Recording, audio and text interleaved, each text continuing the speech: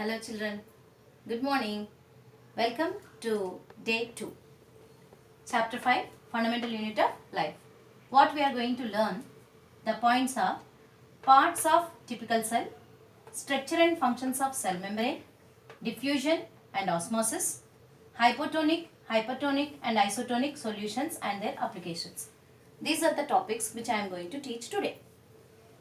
This is parts of a typical cell. Cell membrane, cytoplasm and nucleus. The new topic what you are going to learn is structure of cell membrane. The cell membrane is made up of protein molecule, lipid molecule and lipid molecule and again protein molecule. So it is called as PLP layer, or this is also called as unit membrane. What it will be called? Unit membrane. So this is the structure of cell membrane. Cell membrane is made up of protein molecules and lipid molecules. So it is called as unit membrane or cell membrane or plasma membrane. Functions of cell membrane. It will perform two functions, diffusion and osmosis. Now what is diffusion?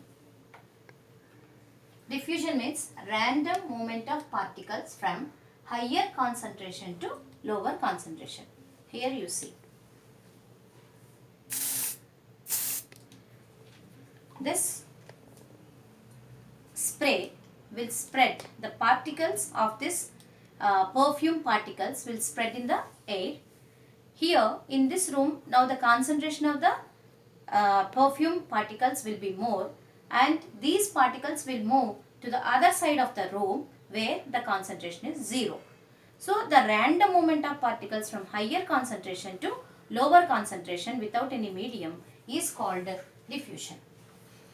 The next one is osmosis. Movement of solvent molecules. What do you mean by solvent? Like water, which will dissolve some solute in it, is called a solvent. So movement of solvent molecules from higher concentration to lower concentration through semi-permeable membrane. You know this word semi-permeability. What do you mean by semi-permeability? Semi-permeability means the cell membrane allows few substances inside and it will not allow few substances inside. That mechanism or that phenomenon of the cell membrane is called semi-permeability. So the cell membrane which allows the solvent molecules is called osmosis. So for osmosis what is required? Semi-permeable membrane is required. Does diffusion require semi-permeable membrane? No. So that is the basic difference between diffusion and osmosis. Amoeba is unicellular organism. The major functions are performed by cell membrane. Here how diffusion will help amoeba to take oxygen and to give out carbon dioxide. Amoeba, it lives in the water, you know that, and it dissolve or it will diffuse oxygen in the dissolved form. When in amoeba's body, carbon dioxide concentration will become more. In the environment, carbon dioxide will be less. So, as the diffusion rule, the movement of particles from higher concentration to lower concentration. So, carbon dioxide particles will come out. At the same time, oxygen will be low in amoeba. Oxygen will be more in the environment or in the water. So, as the rule of diffusion, from more to less, oxygen will enter inside the cell. So, the basic diffusion mechanism, by using the diffusion mechanism, amoeba will take the gases like oxygen and carbon dioxide by the process called diffusion. We know that water is universal solvent. So, I wanted to prove now osmosis. So, I am taking water into a bowl, normal water, our drinking water, and I have taken 3 types of seeds. One is green gram, the second one is Bengal gram, chana dal, and the third one is raisins. We will call dry kismis, no? That dry kismis. 3 I have taken. So all these 3 I am placing them in the water. So I left them for 3 to 4 hours. 4 hours. After 4 hours, if you observe them, all these seeds bulged. See?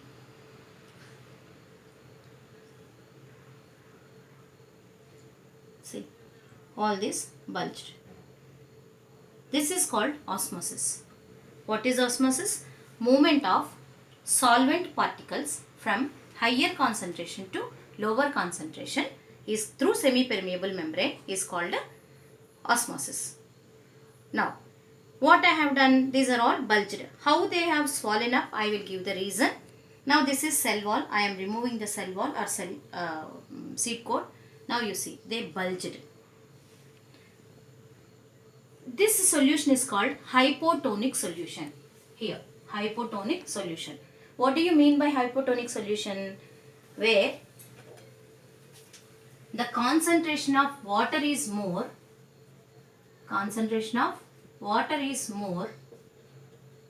than salts. So salt concentration should be less and water concentration should be more. That is called a hypotonic solution. So our normal drinking water will be called as a hypotonic solution. So whenever we wanted to make idli or dosa or some chole, what your mother will do, all the seeds she will put it in the normal water. When you put in the normal water, the seeds will absorb water by the process called osmosis. Clear? Now, if this bulged seeds, hypertonic solution, concentration of salts are more than the concentration of water. So you can call this solution as saline water or salt water. So I will prepare that hypertonic solution and show how the osmosis takes place in such a solution. Now take water, add some salt or sugar.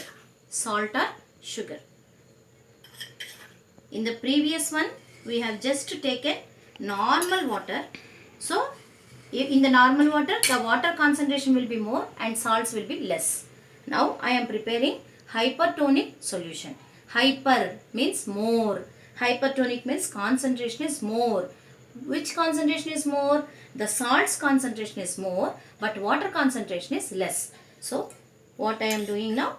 I am adding normal salt to this water. In this salt water is called hypertonic solution. Why this is called hypertonic solution? The concentration of salts are more. In this solution, now I am placing the seeds which are already bulged by osmosis.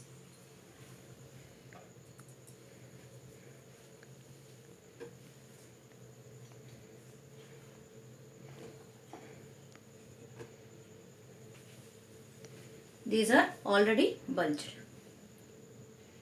So these seeds I am placing them. Leave like this for 3 to 4 hours. Leave it. During osmosis, the cell bulged. And the same bulged cell, if you put it in the salt water or hypertonic solution, then what happened? It got shrunken. You can see here, shrunken. See, very smooth, and it has all this dryness you can see. You can feel that it has shrunken. So what happened here? Here, this one also you can see. Here, if you see close look, you can understand. I will put the pic. Now what will happen in hypertonic solution? Where the water concentration is more? In the bulged cell. Here, in this bulged cell, the water will be more, and in this solution, the water is less. So that's why what happens? The water from these seeds will come out to this medium. This is called reverse osmosis or plasmolysis or exosmosis. I will explain on the board once again. I placed this green gram in hypotonic solution, means normal water, for 4 to 5 hours. After that, they bulged. In this way, they bulged. Now, if I leave them like that, 4 more hours, will they attain this particular shape or this particular size? No, they will not bulge furthermore. Their maximum bulging capacity is this, that's all. It will not bulge furthermore. What is the reason? Why they won't bulge furthermore? That is because after keeping these seeds in water for 4 to 5 hours, the concentration of this medium and the concentration of the seeds will become equal, so that there is no net movement of water from inside to the cell or from inside to the outside of the medium. So there is no net movement of the solvent molecules either inside the cell or outside the cell. So such a solution is called isotonic solution. Based on the concentration of the solutions are divided into 3 types: hypotonic, hypertonic and isotonic. Hypotonic. In hypotonic, the concentration of water is more and salts are less. Normal drinking water will be called as hypotonic solution. And if you place in such a solution any seed, what happens? The seed absorbs water from the medium. Medium is nothing but hypotonic solution. So the water will move from the medium to the cell. So that what is the result? The cell will bulge. This is also called as endoosmosis. Means the osmosis is taking place inside the cell. That is why it is called endosmosis. The second topic, hypertonic solution. Hyper means more. In this solution, the concentration of water is less and salts are more. Due to that, what happens? Such a bulged seed, if you place it in the hypertonic solution, the water moves out from the seed. So it will move out to the medium, so that what is the result? The cell will shrink. This is called as exosmosis. Exosmosis means X means outside. Exosmosis. Or this is also called as plasmolysis. I will define it later. Next, isotonic. Iso means similar. The medium, the concentration of the medium and the bulged seed, both concentrations will become equal, so that there is no net movement of solvent particles either of the sides. So that what is the result? The cell remains same. Concentration of medium and the cell equal to each other. So there is no net movement, so that the cell will remain same. Such a solution is called isotonic solution. When the cell is placed in hypertonic solution, cell loses water by the process of osmosis. So that what happens? The contents of the cell moves out from the cell wall, because it is a plant cell. So plant cell will have cell wall. The contents will move away from the cell wall. So there is a shrinkage of the contents away from the cell wall. Such a cell is called plasmolized cell or exosmosised cell. Now, what are the applications of endosmosis and exosmosis and isotonic solution? Generally, roots absorb water by osmosis. That is hypertonic solution. So, this is application of osmosis. When we prepare any pickle like a lemon or tomato, the pieces are placed in salt water, so that the water comes out from the vegetable, so that there is a shrinkage and the pickle will be stays for a longer time. This is the application of exosmosis. Then aquatic plants and animals are able to survive as they experience isotonic nature. Their concentration of their body and the medium will equal to each other. That's why there is no net gain of water. These are the applications of hypertonic solution and isotonic solution. More we can discuss in the class. Thank you.